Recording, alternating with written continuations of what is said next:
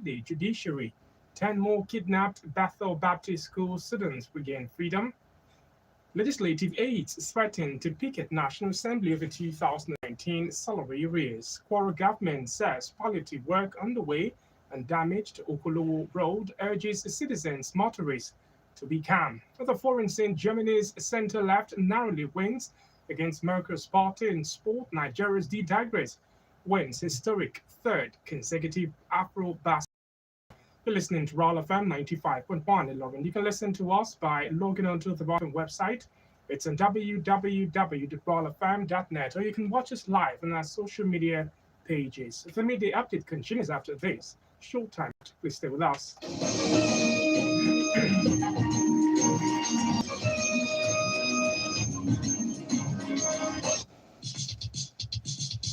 I'm tired of this country. This country will never change. I'm nothing doing in Nigeria. Stop shooting Nigeria down. Ask yourself, what have I done for Nigeria? And how can I be an agent of change? Talk positive about Nigeria and be a part of the change process. Dare to believe. Spread the word. Nigeria will survive. Africa will survive. My people will survive. Oh, Nigeria will survive. This message is reaching you from Royal FM 95.1 Ilorin.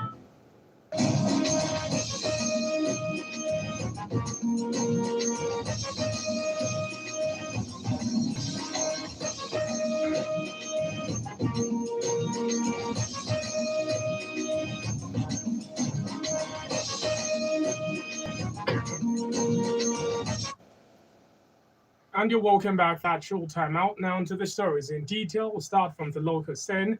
The Socio-Economic Rights and Accountability Project, SERAP, has urged President Muhammadu Buhari to publish names of those indicted for alleged looting of 6 trillion naira in the Delta Development Commission, the NDDC, between 2000 and 2019, is revealed in the forensic audit report. It urged the President to direct the Attorney General of the Federation and Minister of Justice, Abubakar Malami San, to publish the names of the alleged looters of the funds and prosecute them without further delay. In an open letter signed by SERAP Deputy Director Kolawole Oluwadare, the civic organization said taking such decisive steps would advance the victims' right to restitution, compensation, and guarantee non-repetition, as well as improve confidence in the fight against corruption. The group sent copies of a letter to Malami, Chairman, Independent Corrupt Practices and Other Related Offences Commission, ICPC, Professor Balaji, and the Chairman, Economic and Financial Crimes Commission, EFCC, Abdul Rashid Bar. Meanwhile, the Rivers State Governor Nyesom Wike has declared that there's nothing for Nigeria to celebrate as the country marks its 61st independence anniversary on Friday, October 1st, 2021. He said it is truly regrettable that 61 years after the nation's independence, the nation continues to grapple with leadership challenges that hard entrenched hatred, mediocrity, as well as promoted ethnicity and religious intolerance among citizens. Speaking at the interdenominational church service organized to mark Nigeria's 61st independence anniversary at St. Paul's Anglican Church, Port Harcourt, Wike also chided the National Assembly, which he said had continued to approve anything the presidency sent to the House, not minding the consequences on Nigerians. He also decried the judiciary for yielding to intimidation as judges had abandoned their responsibility out of fear and wondered the fate of Nigerians under such hardship and tyrannical atmosphere. The only way we can say God will thank you is because that still appears the name called Nigeria. That's what we're thanking God. There still appears the name called Nigeria. But indeed, it's only for Nigeria. Indeed, a country 61 years, old man 61 years, full of enmity, full of division, hatred, 61 years old. Nigeria is still talking about enmity, hatred, division. That's what happened in this country. Division, ethnicity, 61 years old. We are still talking about a country that cannot put themselves together. I didn't want to come to this service. Now somebody told me, it's not proper. I don't want to suffer. Tell me what's proper in this country now. That I should come, it's proper. I said, okay, I'll come, and I'll tell them my mind.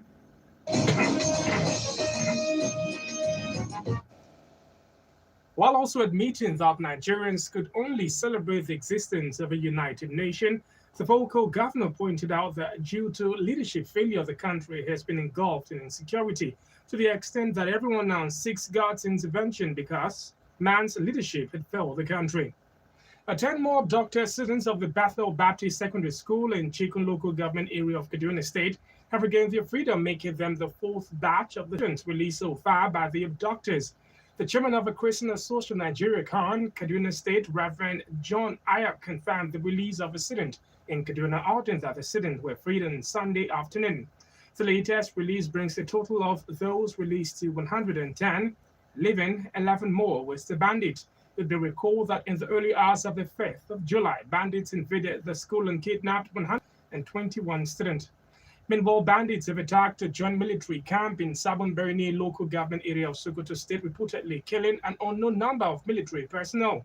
The Sokoto State Commissioner of Careers and Security Matters, Colonel Garba Moyi retired, confirmed the attack but was not sure of the number of casualties. According to the sources, the armed men stormed the camp, codenamed Burkusuma camp, in their large numbers and started shooting at the camp from all angles. Military authorities are yet to confirm the incident.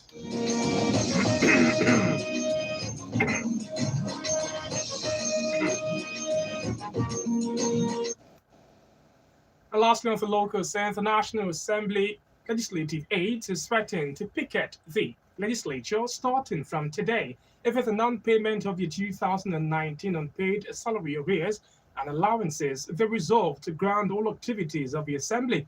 To press home their demands is the cry of this series of alleged infractions perpetrated by the Assembly management.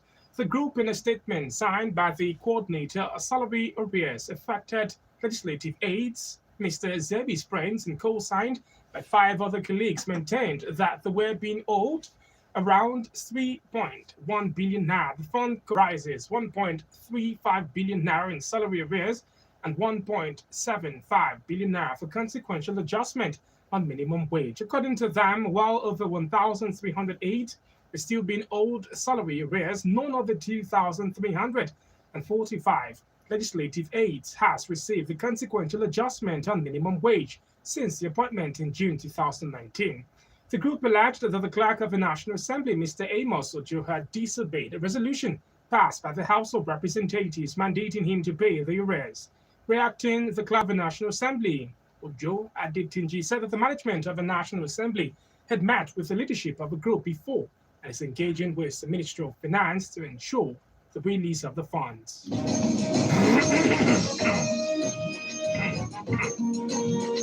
And before we move on to the foreign scene, the Kwara State Commissioner for Works, Rotimi Ilyas Suleiman, has said that the state government will soon execute some palliative work to make the damaged portion of the Okolowo section of the Ilorin-Jeba-Mokwa Expressway passable. Speaking at a meeting held with the leadership of the NURTW and the RTEAN in Ilorin, the commissioner said Governor Abdulrahman Abdulrazak has approved that some palliative works be immediately done on the federal road to halt the use of township roads by heavy-duty vehicles, with its attendant consequences on the roads and safety of lives, especially school children. According to him, the palliative work will begin once the rain subsides in the coming weeks, October. He appealed to residents to be patient and calm, saying the state is doing something on the road pending when the federal government will fix it. The meeting was attended to by the Senior Special Assistant to the Governor on Security, Malam Muhyiddin Aliyu, the state chairman of the National Union of Road Transport Workers, NURTW, Alhaji Abdulrazak Ariwola, and the chairman, Road Transport Employers Association of Nigeria, the RTEAN, Alhaji Olayinka Onikijiba. And other stories of the foreign scene, Germany's center-left Social Democrats have narrowly beaten the party of outgoing Chancellor Angela Merkel in federal elections, according to a preliminary result. SPD leader Olaf Scholz says he has a clear mandate to form a government, but his conservative rival Armin Laschet is determined to fight on. The two parties have governed together for years, but are unlikely to continue. Instead, the Greens and Liberals are looking for a role in a new coalition. The two parties attracted the most support from the under-30s in an election dominated by climate change and by differing proposals on how to tackle it. The Greens made history with almost 15% of the vote, even though it was well short of the ambitions. It was the tightest race in years. Lastly, on the foreign scene, Sudan's Transitional Authority has reached an agreement with protesters who had blocked two crucial pipelines in the east and disrupted the flow of oil in and out of the country. The demonstrators from the Beja community have been protesting for weeks, blocking the pipeline transporting oil export from landlocked South Sudan and another that handles crude import into Sudan. They have been angry about being left out of a peace deal the government signed last year with a number of rebel groups as part of a long-term transition from military to civilian role in the country. A delegation from the Transitional Authority held talks with the protesters, which was followed by a tentative agreement with Beja community elders. In the world of sport, Nigeria's senior women's basketball team, the D Tigers, have recorded a truly historic achievement of winning the AfroBasket Championship for the third time in a row. The Nigerian team beat Mali 7 points to 59 to be crowned champions of the 2021 edition in Yaoundé, Cameroon. They won the previous editions in 2017 and 2019. Defending champions have been impressive all through the tournament and stayed focused on the objective of breaking brackets in the final against Mali. This is Nigeria's fifth AfroBasket title with previous successes in 2003 and 2005. The D Tigers have also qualified for the 2022 FIBA Women's Basketball World Cup in Australia. Arsenal manager Mikel Arteta held a special day after his side dominated local rivals Tottenham Hotspur in the North London derby. The Gunners ran riot with first-half strikes from Emil Smith-Rowe, Pierre-Emerick Aubameyang, and Bukayo Saka, while Spurs had a consolation goal through Son Heung-min. Arteta's side gave backing to a bold pre-match prediction from ex-Arsenal defender Gal Clichy, who said that Arteta would be and could be the next Arsene Wenger.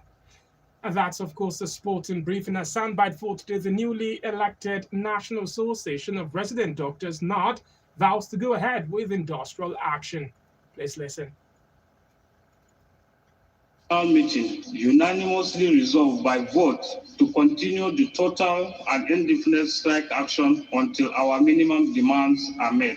The annual general meeting in particular demanded that the federal government should ensure the following urgently for the purpose of restoring normalcy to the health sector. Payment of medical residency training within 72 hours since the money meant for it is available and verification of the list for payment has been completed. Payment of the arrears of salaries of our members on GiveMe's platform within 72 hours while the migration process continues. Withdrawal of the case against us in court in the interest of peace.